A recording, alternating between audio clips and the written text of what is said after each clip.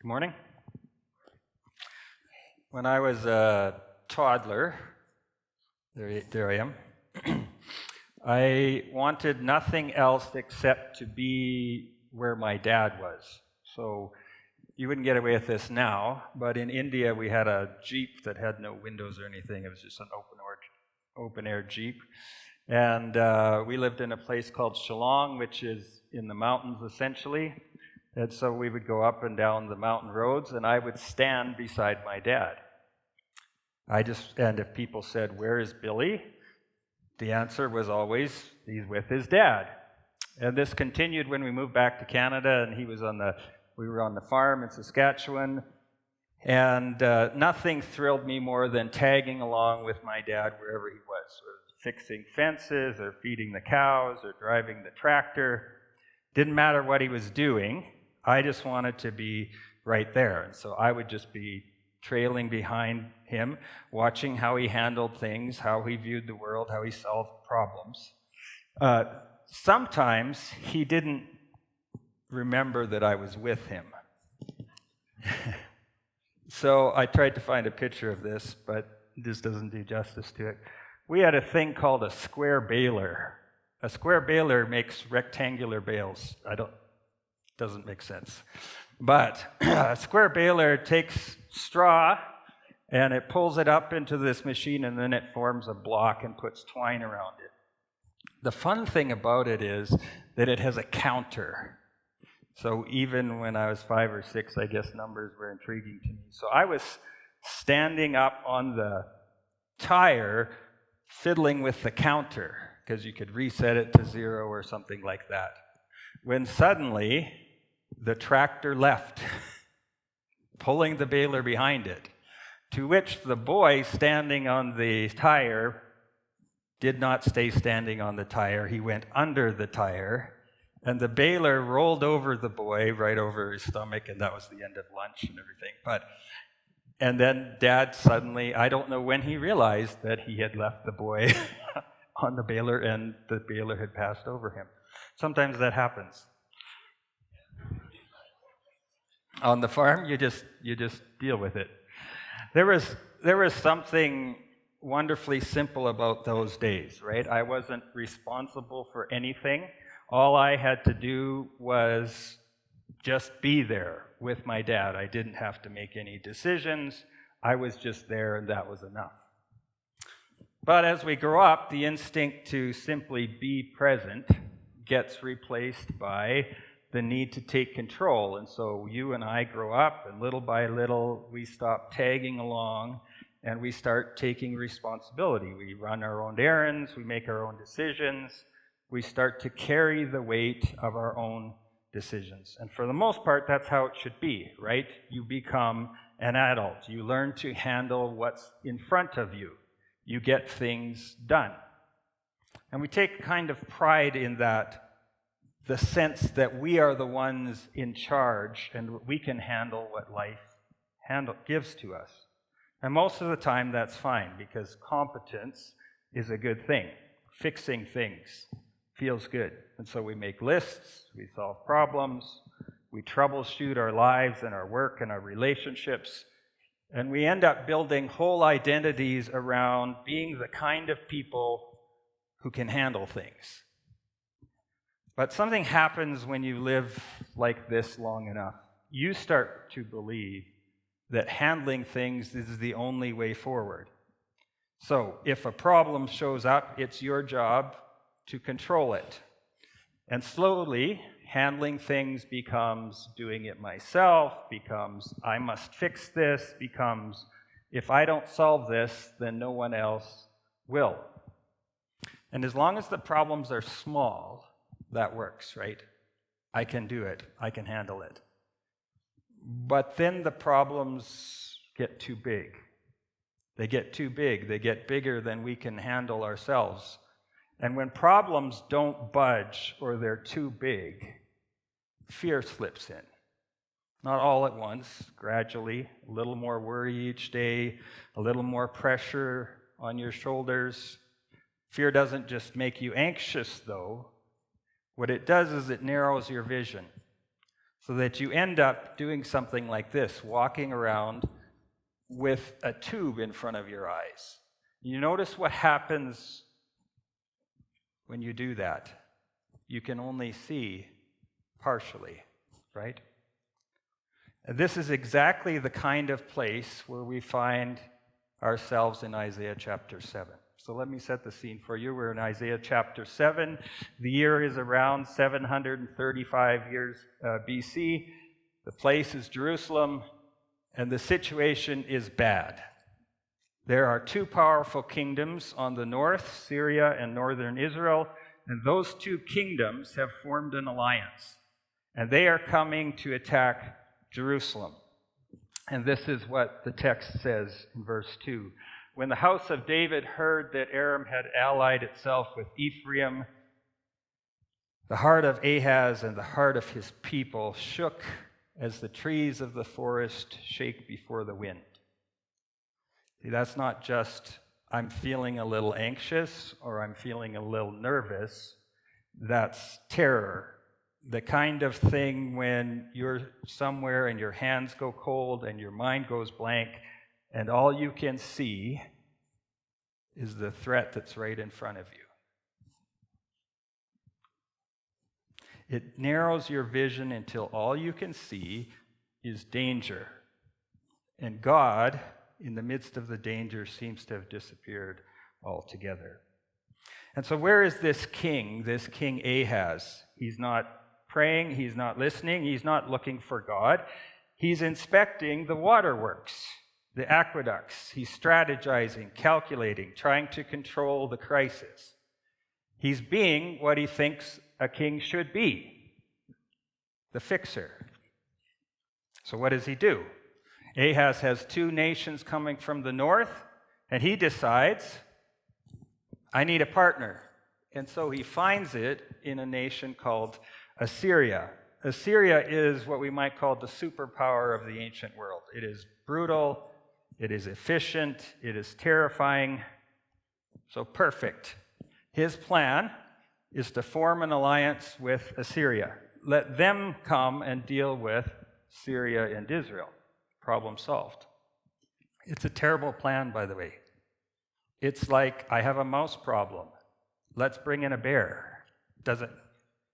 It doesn't make any sense. But when you're terrified, bad plans sound good, don't they? When you can't see anything else but the danger in front of you, good plans seem to not exist, but bad plans sound awesome.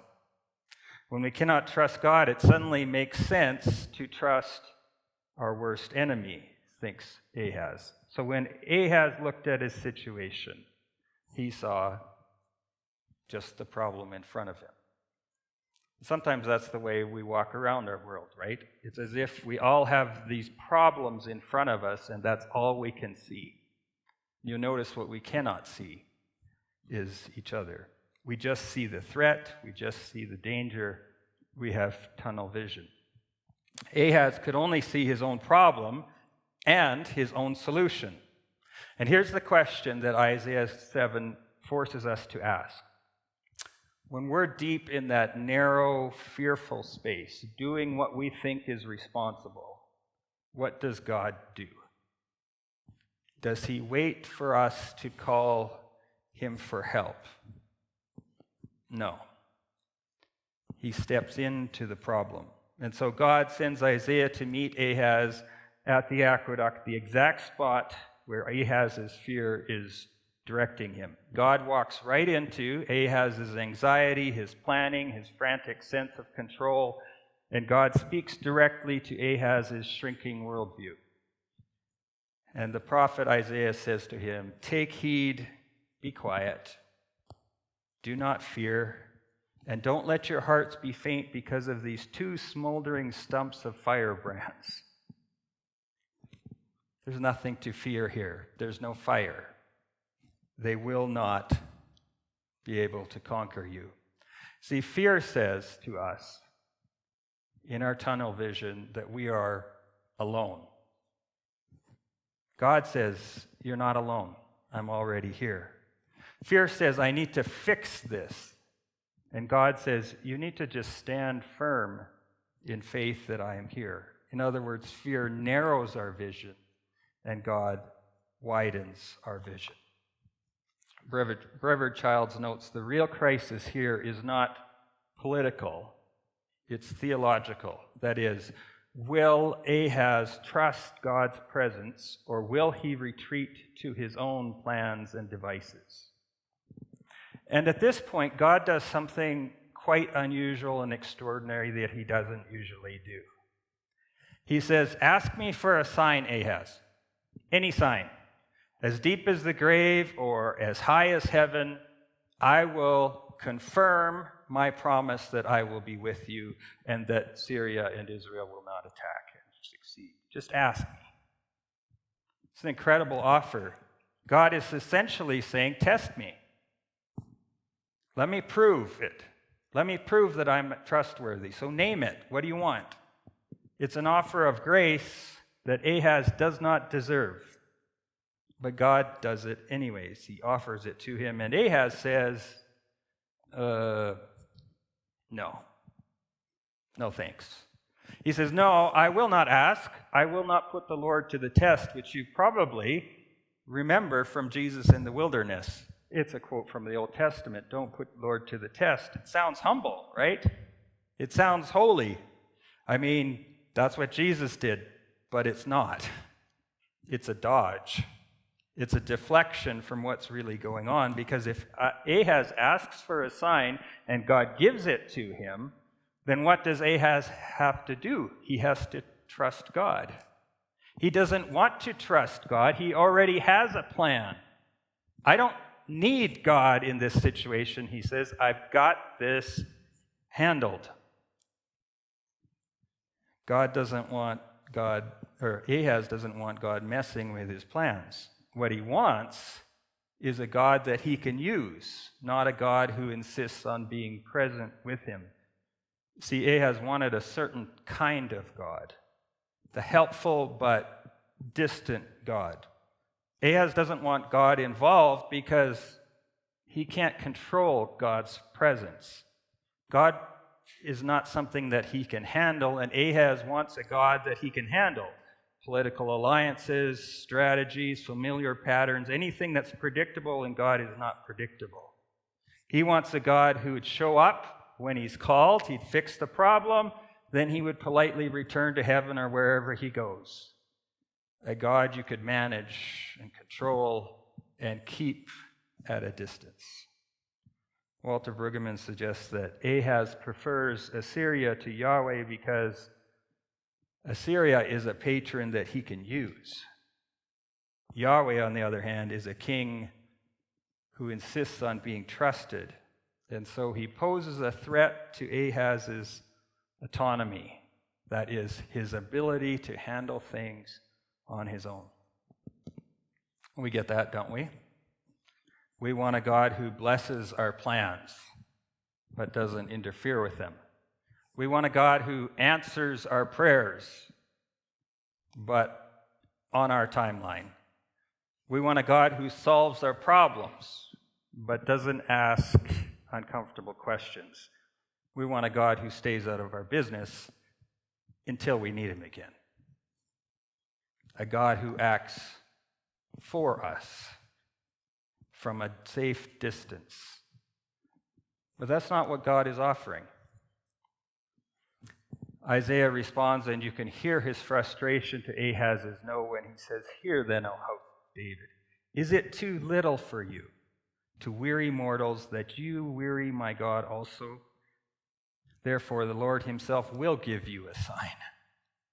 So even though Ahaz refuses to ask, God is not going to give up. He gives the sign anyways. And we have this phrase which you might be familiar with. "Look, the young woman is with child and shall bear a son, and you shall name him Emmanuel." Emmanuel, which means God is with us. The Hebrew word that you see here, young woman, is the word Elma, which means a young woman of marriageable age. So this probably refers to someone contemporary, maybe even Isaiah's wife, maybe someone in the court. The point here isn't the biology that results in the child. The point is the name. A child is going to be born soon, and he will be named God is with us.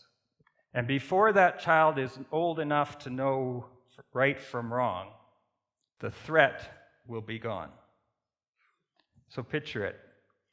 In the days to come, there's going to be a little boy running around Jerusalem, and his name is God with us. He is a living, breathing reminder that God did not abandon his people. He didn't leave. Even when the threat is gone, he's still here. When you read the Old Testament, you run into this symbolic naming thing often, especially in the prophets. You always have to ask why. I mean, why Emmanuel? Why would you say God is with us?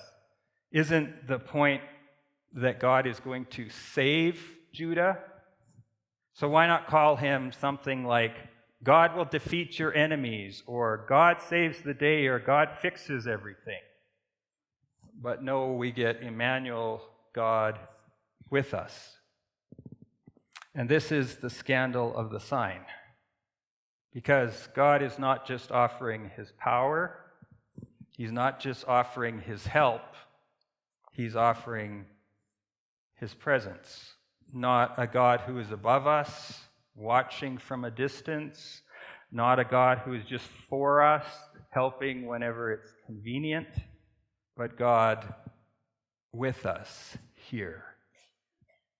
God doesn't answer Ahaz's fear by staying safely in heaven and fixing things with just a remote or something. He answers by promising, rather than to stay remote, to come closer. God's plan is not a new policy or a strategy, but a child. He offers vulnerability instead of forced presence, instead of distance. You see what God is trying to do with Ahaz here? He's trying to expand his vision, to allow him to see the possibilities, to recognize that he is not alone. And so instead of offering Ahaz a tube that says, here it is, just look down the tube, see the answer, there it is, he's offering something else. He's offering more like something like a window that broadens the beyond the problem to see the possibilities, to see the potential, to see the people around him, and especially to see his God. Emmanuel, God is with us, widens the frame. It opens a window that allows us to see that the world is bigger than what we can see in front of us, and that God is bigger even still. And it helps you to realize that we are not alone. And when you're not alone, you don't have to despair, because despair is turned into possibility. Fear squeezes life down to one little small circle, but Emmanuel opens it back up. So, fast forward 700 years or so, Matthew chapter 1.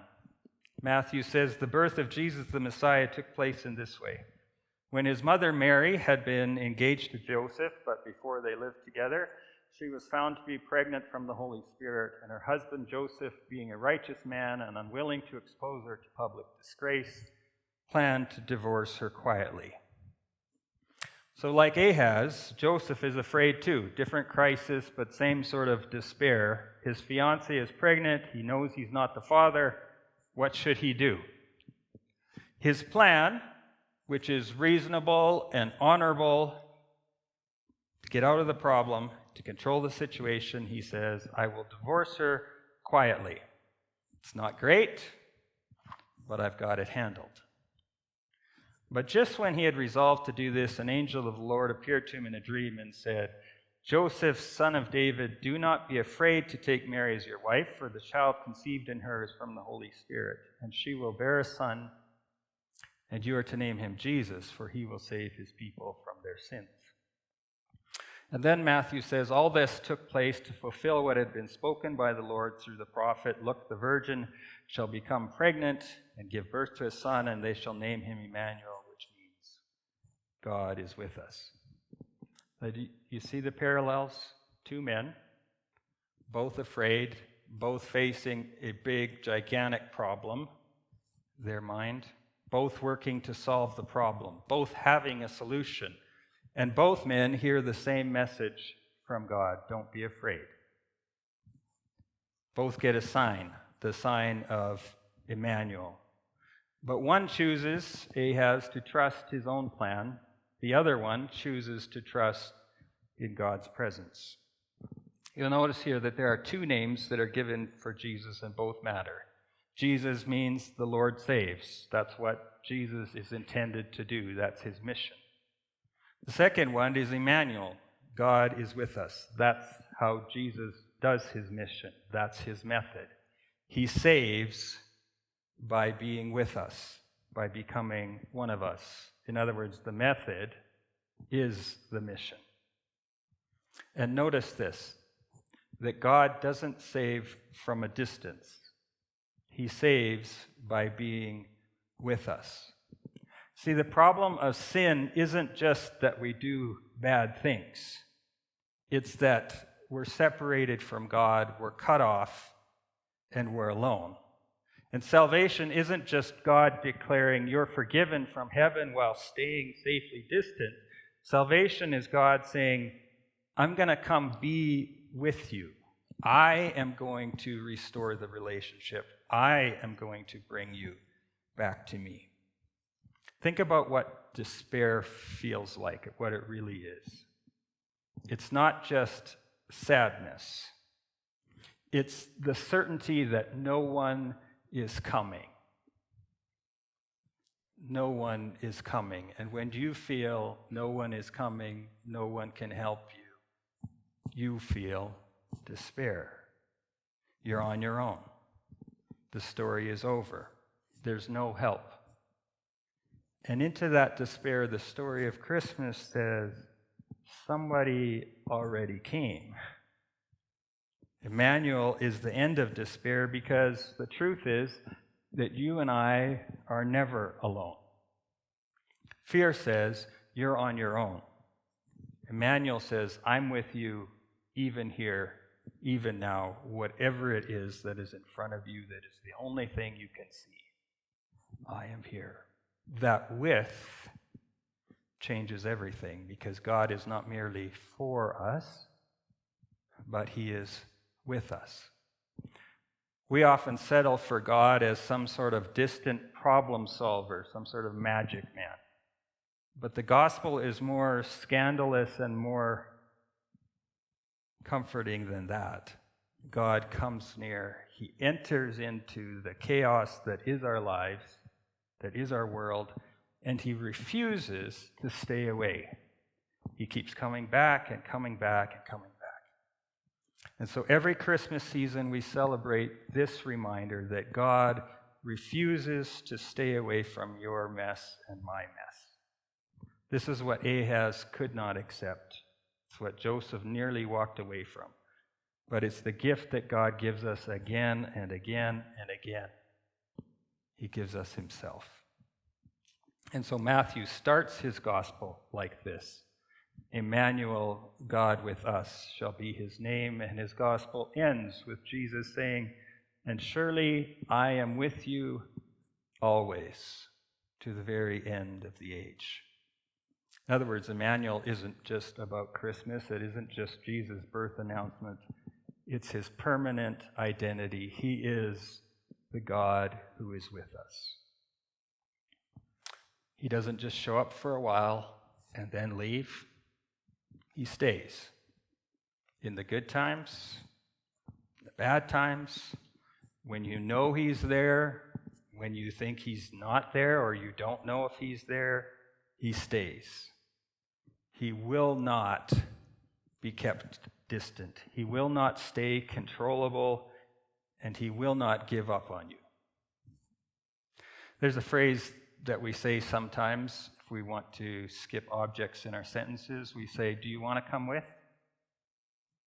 That's the question this morning. We all have our Assyrias, we all have our backup plans, our financial security, our political outcomes, our own competence and expertise, the things we trust when we really don't trust God. And maybe, like Ahaz, we've been praying to ask God to act for us, to fix this, resolve that, remove this, solve this, and try to keep him at a safe distance. But what if God is offering you and I something better? What Isaiah announced to Ahaz, this promise of God's presence, finds its fullest expression in Jesus. It's not just a child who symbolically named God with us, but a son who comes as a savior, and God literally, physically, permanently comes to be with us. In other words, God didn't just send help, he became one of us. He's born as a baby, he's vulnerable and dependent, he's fully human. That's how much God refuses to stay distant. So, some questions to ponder this morning for you. Number one, where have you narrowed your vision of the future to the tunnel of fear, where all you can see is the problems that are in front of you? What would it mean this Advent, this period of waiting, to widen that perspective and see a God who is not merely for you, but a God who is with you? I started this sermon talking about wanting to be with my dad. Whenever he asked, "Do you want to come?" I said yes. I said, yes then, I'll say yes now. And always, that's how it is. It doesn't matter where he wants to go. I will come with him. In the same way, our Heavenly Father is this morning the one who is doing the asking to you and I. Can you hear him? In the ordinary, in the mundane, the boring, but also in the painful, the overwhelming, whatever comes your way, God is not asking you to figure it all out, to get it all fixed. He's inviting you to move through it with him. So this week, try this. Just say yes. When God says, "Do you want to come with me?" Yes. Or maybe you flip it around. Maybe it's easier for you to do that. Instead, maybe you say clearly and repeatedly, "God, do you want to come with?" And his answer is, and will always be, yes. So this week, that's our agenda. To keep asking God to be with us and to hear his answer, yes. To hear him asking, "Do you want to come with me?" and saying, yes. When you wake up, when you drive to work, when the troubles of the day start coming at you hard and fast, when you start to see red or black or whatever color you see, or when you start to see nothing at all, no hope, just problems.